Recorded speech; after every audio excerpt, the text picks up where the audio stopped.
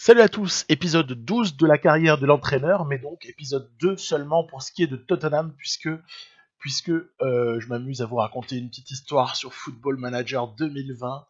Depuis quelques semaines, on l'avait un peu laissé de côté, et puis là, on la reprend avec un coach qui a fait, on va dire, 3 années plutôt pleines du côté de la Roma, et qui, à l'issue de ces 3 années, a suivi son plan de carrière, et c'est vrai, il a parfois balayé un peu la loyauté envers les types de même de la bonne nationalité.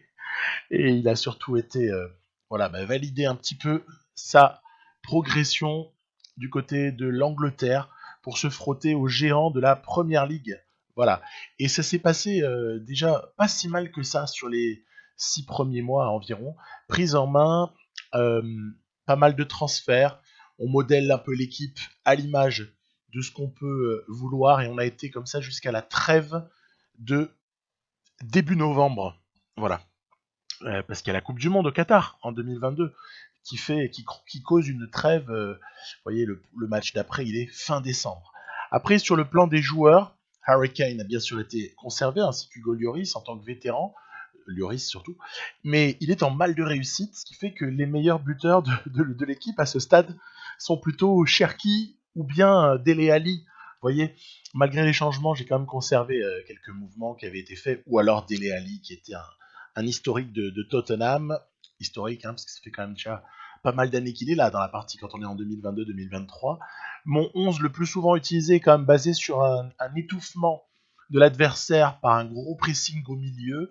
Ainsi, Rice et Sensi sont chargés d'étouffer. Après, j'ai des mecs un petit peu plus talentueux sur les côtés, un avant-centre référence et une solide défense avec une rotation où on peut dire que par exemple j'ai 17-18 joueurs vraiment que je peux interchanger. C'est parti. On s'est occupé de préparer l'avenir. Pendant cette trêve, j'ai gâché un peu la vie d'Ancelotti du côté du Milan en faisant un petit peu de lobbying avec Donnarumma, son Gianluigi à lui du côté du Milan. Donc c'est vrai que recruter un gardien italien qui s'annonce très très fort et qui s'appelle Gianluigi, vous m'excuserez de ne pas pouvoir résister à cette idée-là. Le noyau du côté de Tottenham émerge. Voilà, on a quelques joueurs très importants. Il n'y a pas de surprise majeure. Et au bout de quelques harcèlements, un paquet, j'ai réussi à ce que ça craque du côté du Milan. Les supporters du Milan m'excuseront virtuellement. J'adore ce club en plus. Mais là, il le fallait. Il fallait que j'améliore mon poste de gardien. J'ai donc réussi à négocier quelque chose de pas hyper cher pour un joueur de classe mondiale, de pas trop cher, mais on va essayer par contre d'arranger ce transfert, mais pour l'été qui suit. Je vais pas le faire pour le mercato, parce qu'en fait le gardien actuel de l'équipe c'est Meret, donc l'ancien de Napoli, et moi ça me va bien en fait, ça me va bien d'avoir Donnarumma, mais pour le projet de 2023-2024, voilà. Donc gardien majeur qui sera associé à une charnière assez forte. On pense à Romero, on pense à Romagnoli, on pense même à l'Espagnol aussi qui est là, il est pas mauvais. Donc à voir. Et puis après évidemment je devrais bosser aussi sur les latéraux. Pensant à la Coupe du Monde qui se déroule au Qatar, avec ici une élimination de l'Espagne notamment, hélas. En même temps, Espagne-Angleterre, il fallait un gros qui sortait. Donc voilà, j'ai arrangé le transfert pour Donnarumma, joli salaire, longue durée, Meret confirmé, Meret partira à l'été, on fera un petit peu monter les enchères. C'était pas au mercato qu'il fallait faire ça à mon sens. Il fallait vraiment attendre. Voilà, les qualifications ensuite, France, Portugal, et là il me tombe une offre que j'avais pas prévue. Ndombele, qui est voulu par Leicester. Je crois que le total avec les primes, il atteint les 140 millions. Donc moi, à ce prix-là, évidemment que je le laisse partir. Ndombele va pouvoir partir. Par contre, je comptais vraiment sur lui, ce qui fait qu'il va me falloir quelqu'un immédiatement pour remplacer, et de préférence un petit peu plus fort. On va pas se gêner. Et j'ai, après pas mal de recherches, il y aura une finale Pays-Bas-Brésil, c'est joli en finale de la Coupe du Monde. C'est Yataren qui va attirer mon attention du PSV, et par contre je vais être obligé de payer la clause. Ce qui fait que financièrement l'opération Ndombele Yataren elle est bénéficiaire pour nous parce qu'il va y avoir des mensualités et des bonus, mais elle est surtout neutre sur le plan du cash sur le moment. Elle est cash parce que je paye la clause de Yataren. Il n'y avait pas moyen. J'ai essayé. On ne pouvait pas payer en dessous de la clause. Et pour les joueurs, et puis en plus on y gagne, hein, parce que Yataren est au-dessus de Ndombele en valeur intrinsèque. Hein. Donc ce qu'on pourrait se demander, c'est si Leicester n'aurait pas pu aller chercher plutôt Yataren. Tiens, le Brésil est champion du monde. Et ouais, il y a quelqu'un qui m'a attiré l'attention dans cette équipe, qui est jeune et qui joue à Benfica. Parce que je prépare encore mon mercato aussi. Vous avez vu, j'ai Donnarumma pour l'été. J'ai aussi un défenseur en ligne de mire. On va se régaler. Ça, c'est mon petit Régène, Pierre. Voilà. Il est pas mal du tout. Il est pas mal et je le fais re-signer. J'y crois vachement. Il est fort. Il y a un autre qui s'appelle Osse Capou aussi, qui est très fort de jeune dans cette équipe-là de Tottenham. Donc voilà. Et reprise des hostilités. Ça y est, ouf. On est fin décembre. Reprise des matchs. Donc la Coupe du Monde est terminée avec le Brésil champion. Je vous montrerai dans quelques temps mon petit défenseur central que je suis allé chercher dans l'équipe du Brésil. Je pense qu'il est savoureux. Il est savoureux le garçon. Première période correcte avec un but pour valider tout ça. Deuxième but en deuxième période. Voilà, c'est Dele Alli qui s'y colle. Et ainsi, on gagne. Bon, match assez facile. C'est marrant, c'est représentatif. Quand on voit Cherki et Ali qui scorent tous les deux, bah, c'est exactement la majorité de ce qui se passe depuis le début d'année. C'est-à-dire qu'on attend Harry Kane, par exemple, ou Sancho. Bon, Sancho ne déçoit pas, hein. Mais en fait, celui qui performe, c'est les deux qui performent, pardon, c'est les deux autres que je viens de vous dire. Champion du monde qui débarque, voilà, le voici. Il s'annonce très, très, très fort. J'ai hâte de voir tout ça, mais ce sera la saison d'après. Parce que là, je voulais pas bouleverser ma charnière. J'ai 3 types qui peuvent être titulaires potentiellement. En plus, je peux même rabattre Skip, l'anglais Skip, le jeune Skip, peut jouer aussi charnière au pire, même si je préfère l'utiliser en milieu défensif. Donc à partir de là, on est blindé, ça sert à rien de rajouter un joueur dans la rotation et de rendre des gens mécontents. Et là, ah là là là là là, c'est pas possible. Encore une blessure pour voilà, attention, pam. Voilà, donc on aura eu en première mi-temps la triste blessure pour Dembélé, hein, donc on en a marre, le pauvre. Il faudrait qu'on le laisse tranquille un petit peu avec toutes ces blessures. Et bon, on prend ce match. C'était un match pas si difficile. Vous voyez, voilà, on va s'occuper de lui. Il y a une petite vague de blessures de temps en temps. Un joueur, deux joueurs, trois joueurs, voilà. Et puis après, ça se calme, ça revient tout doucement. Mais Ousmane Dembélé, je suis déçu parce que je l'ai acheté pour une somme assez réduite, hein, ok, puisqu'il était vraiment en mauvaise posture au Barça, mais pour autant, ça se passe pas très bien, hein. Ça se passe pas très bien. Ça, c'est l'officialisation en Chine du transfert de Sanchez, dont je me suis débarrassé pour un très très bon prix. Ça, c'est aussi des petites annonces pour le recrutement. Et puis là, on retrouve donc Leicester qui a tapé hyper, hyper, hyper fort en allant chercher pour une des sommes astronomiques de milieu de terrain. Donc voilà, le mois de janvier s'annonce. Allez, il y a quelques petits rendez-vous sympas, hein, mais c'est pas non plus un mois sur lequel on va trembler outre mesure. Satisfaction des dirigeants, tout va bien. Osmose d'équipe très très bonne. Il n'y a aucun problème du côté de Tottenham. Liverpool qui s'impose à Arsenal. Et là, nous, on a un match très très très important du côté de Manchester United. Et celui-là, il vaut son pesant de cacahuètes parce que ça a gagné, les autres favoris ont gagné. Et mine de rien, c'est encore assez serré la première ligue, hein. Donc à partir de là, ne surtout pas aller perdre en fait, hein. Moi, le match nul m'irait à merveille, hein. Je serais très très très heureux avec un nul. C'est de surtout pas perdre ce match.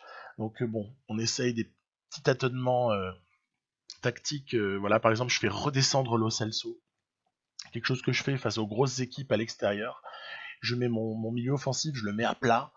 Et bon, bah, il se passe pas grand chose. Ça se décante pas fondamentalement. Donc on gère les mecs fatigués, voilà, on essaye de voir si ça pourrait pas tourner en notre faveur, mais honnêtement, ah bah vous voyez, ah là là là là, malheureux, le but, Oh là là, qu'il est malheureux ce but. Il y a 2 types à nous qui le ratent, ça rebondit sur un mec de Manchester. Aïe aïe aïe, la mauvaise opération qui s'annonce. Très très mauvaise opération a priori, mais c'est pas fini. C'est pas fini parce que Harry Kane va remettre tout ça dans les arrêts de jeu, mais dans les arrêts de jeu des arrêts de jeu. Il va aller nous chercher ce match nul sur penalty à 94e. Eh ben franchement, on lâche la première place, mais c'est pas grave du tout parce qu'on est allé valider un super résultat du côté de United. Et là, ouais, c'est la tuile. La tuile pour Harry Kane. Il y a un joueur très très intéressant dont je n'ai pas beaucoup parlé. Ça n'est pas Dele Alli, puisque je vous ai dit que lui était très précieux. Oh là là, United qui perd 3 points importants là. C'était très important ça. Il y a un joueur très très précieux qui va jouer du coup un rôle particulier pendant l'absence de Kane, qui va durer. Hein. Kane, je crois, je vais le récupérer aux alentours du 20 février. Hein. Pour vous dire, c'est assez pénalisant en apparence. C'est Bergwijn. Hein. Vous l'avez vu peut-être l'autre jour, il avait marqué un but assez somptueux contre United IRL, là, quand il y a quelques jours, quelques semaines, Bergwijn a marqué ce but. Où il prend un peu tout le monde de vitesse et tout, il rentre sur l'intérieur, machin, il va terminer magnifiquement. Bergwijn, moi je savais pas trop à quoi m'en tenir. Vous avez vu, Dele Alli fait une pure saison. Hein.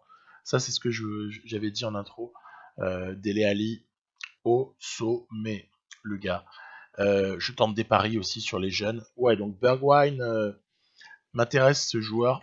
Je vous avoue que je le connaissais pas très bien. En plus, IRL du côté de Tottenham, il a signé au Mercato 2020. Hein. Donc en gros, on l'a pas vu beaucoup jouer en première ligue. Je savais pas trop à quoi m'en tenir. Et là, dans le jeu, là, je me suis aperçu que Bergwijn était assez précieux. Et honnêtement, je commence à bien l'aimer. C'est un bon remplaçant, ça, qui performe dès qu'il rentre, qui râle pas. C'est vraiment intéressant. Choc, encore une fois, choc à l'extérieur. Du côté, cette fois-ci, d'Arsenal. C'est donc le derby des gros rivaux londoniens. Hein. Arsenal, Tottenham. Bon, remarquez, Chelsea aussi est en grosse rivalité avec Tottenham. Mais donc, une des rivalités londoniennes, on va dire, parce qu'il y a tellement de clubs à Londres. Et on tient le coup, même si il y a une légère domination d'Arsenal, exclu d'aller perdre à Arsenal. Hein. Totalement exclu. Hein. Donc il faut faire ce qu'il faut pour au moins ramener le point du match nul. Il n'y a pas de problème. Si c'est qu'un nul, il n'y a pas de souci. Voilà, c'est le cas. On va chercher le 0-0 du côté d'Arsenal et on est plutôt content.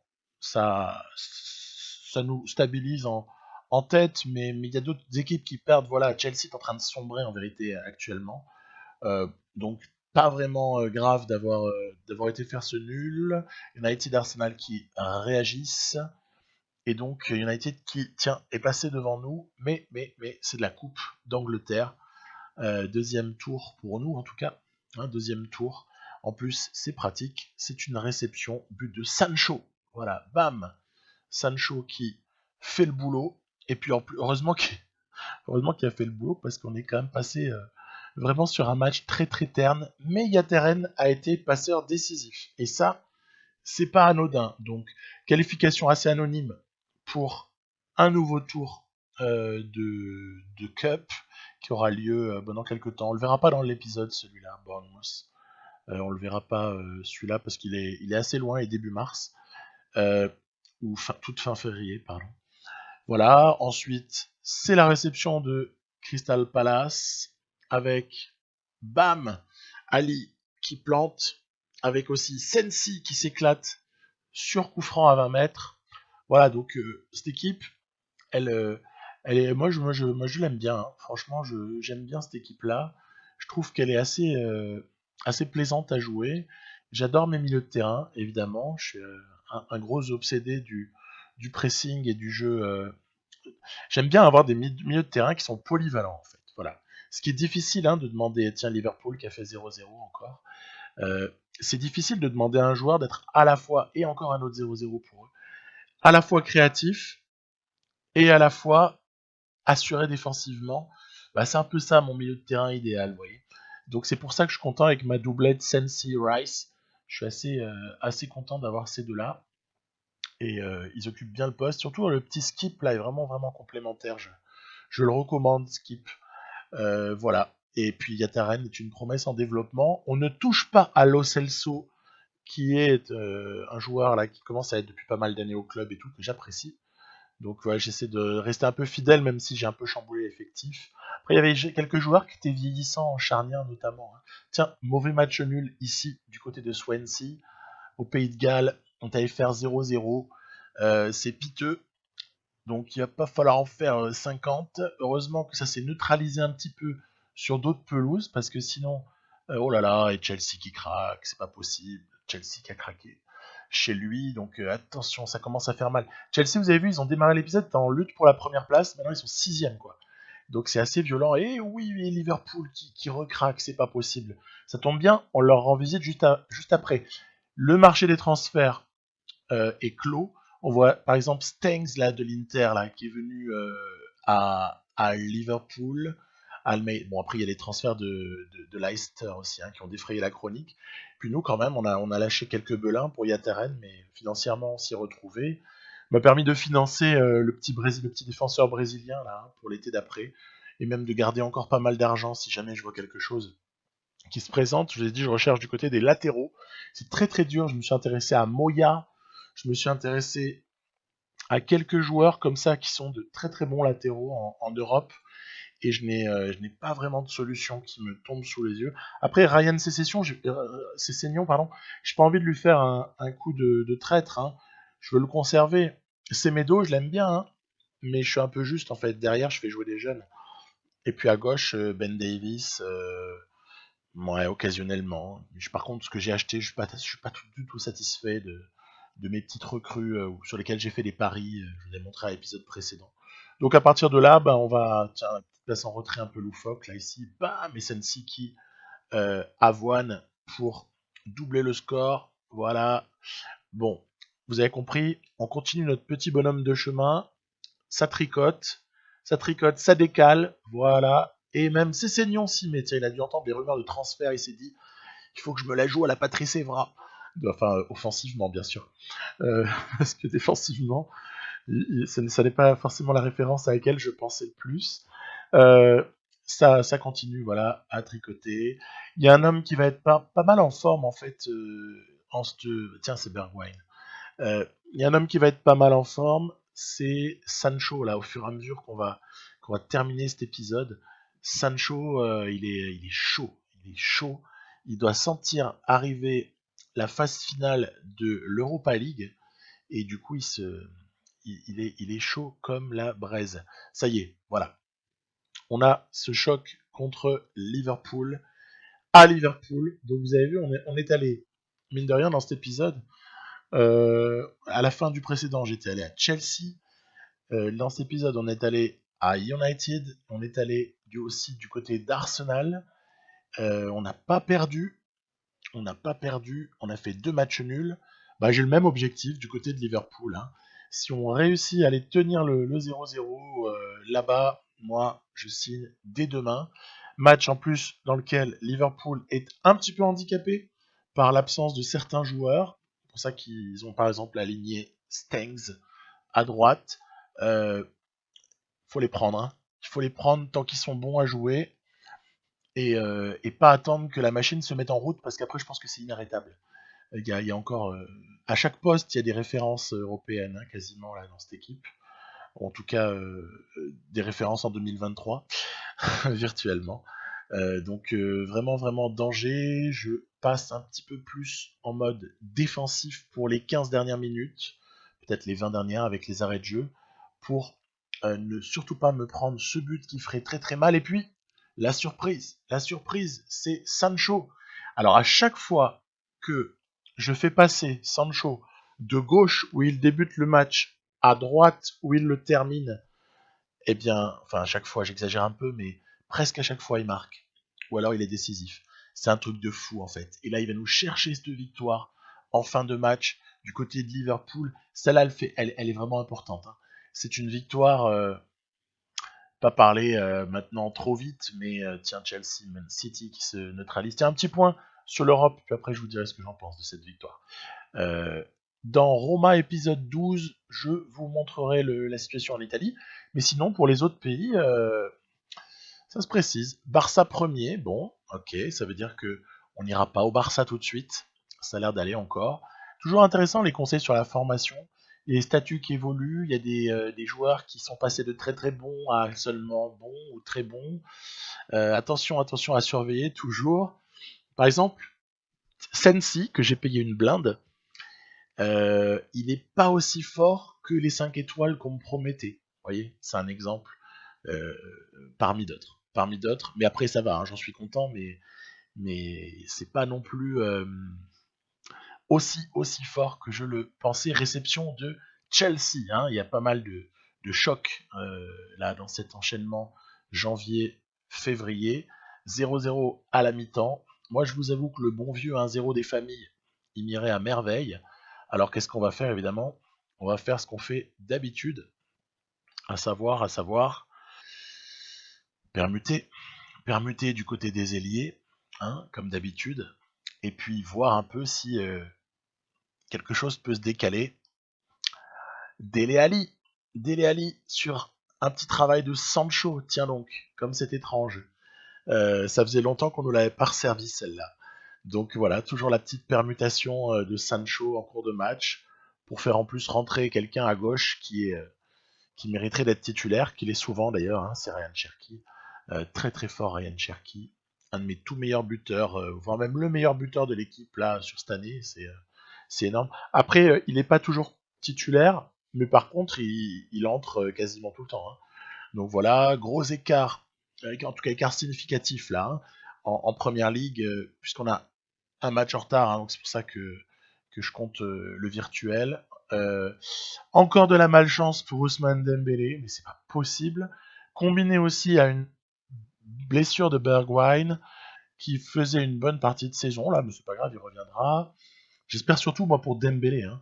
Et là, gros choc à Manchester, hein, avec United qui va battre City, c'est assez incroyable. Attention au match piège du côté de West Ham, qui est quand même pas ridicule, hein, son top 10, donc se méfier. Tiens, Sancho à droite, hop là. Oups, on enrhume le défenseur, et derrière, c'est Cherki, reprise de volée, lucarne, bam. Voilà. Derrière, touche de Pierre, petit travail sur l'aile de Lo Celso, centre en retrait, Dele Ali, ficelé, voilà, Cherki, Ali, voilà, c'est le petit tube du moment, un tube de cette saison même, hein. Cherki, Ali, dans l'ordre que vous voulez, c'est les deux qui nous permettent de nous imposer malgré ce but en fin de match de West Ham qui n'aura pas été ridicule du tout. Il faut enchaîner parce que là c'est pas mal du tout, on est dans une super spirale. Euh, il faut battre le fer tant qu'il est chaud, hein. Match en retard en plus, il y a moyen de. Allez, il y a moyen de peut-être passer en tête, ce serait essentiel. Allez, Ben Davis qui talonne, Sancho qui prend l'axe et qui va décaler qui? Bah oui, le petit Argentin Pavone, j'en ai pas beaucoup parlé dans cet épisode, mais Tottenham l'avait acheté, et d'ailleurs, pour tout dire, je le convoitais peut-être avec la Roma, quand le coach était à la Roma. Et en fait, Tottenham l'avait arraché à Rome, hein. Il n'avait pas payé cher d'ailleurs. Et ben, je suis bien content de le retrouver, ce petit Pavone, parce que par moment, il est assez précieux. Là, je l'avais sorti à la mi-temps, par contre, parce qu'il avait osé contester la causerie. Donc là, moi, en général, le mec qui réagit mal, il sort. Il sort, et je veux que des types. Vous voyez, Sancho qui est repassé à droite, du coup, Cherki.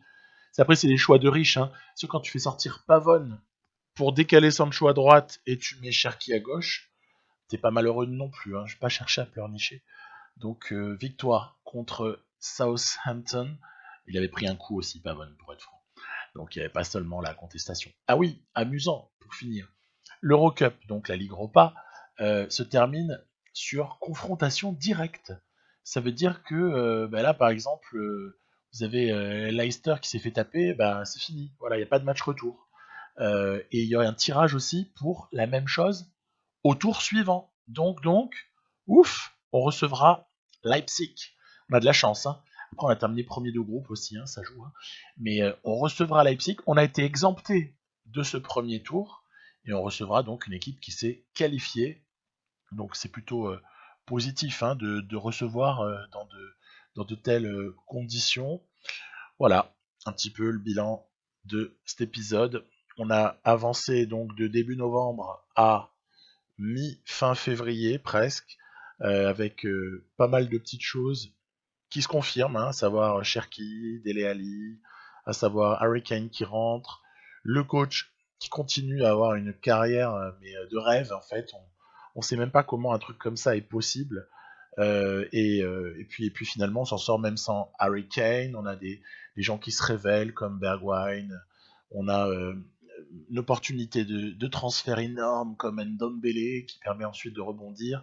Quelques transferts sympathiques arrangés pour l'été. Bref, tout va pour le meilleur des mondes du côté de Tottenham. Je vous dis à bientôt pour un autre épisode sur Football Manager, un de ces jours. Bye bye.